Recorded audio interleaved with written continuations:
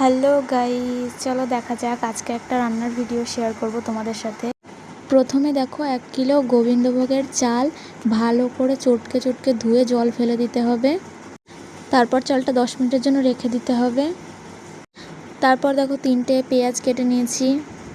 তারপর দেখো 30 গ্রাম কিশমিশ নিয়ে জলের ভিতরে ভিজিয়ে রাখতে হবে।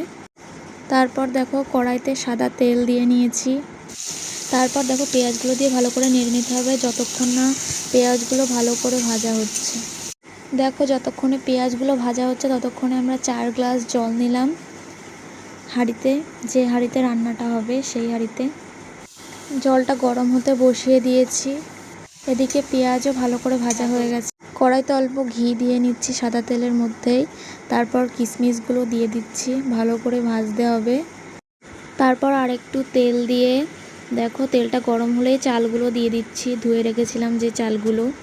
আস্তে আস্তে সবগুলো দিয়ে দিচ্ছি। এবার ভালো করে নেড়ে নিচ্ছি। তারপর অল্প ঘি দিতে হবে এবং ভালো করে নাড়তে হবে। এবার পেঁয়াজ দিয়েছি অল্প করে, দিয়ে ভালো করে নেড়ে নিচ্ছি। জলও হালকা গরম হয়ে গেছে, তাই তেজপাতা দিয়ে নিয়েছি কটা। তারপর দেখো ভেজে রাখা চালগুলো আস্তে আস্তে দিয়ে দিচ্ছি ওই উষ্ণ গরম জলের মধ্যে।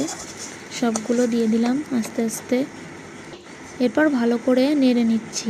তারপর কিশমিশ দিলাম, আবার নেড়ে নিলাম। এরপর হাঁড়ির সরাটা দিয়ে দিয়েছি। স্বাদ মতো লবণ, অল্প চিনি দেখো দিয়ে নিয়েছি।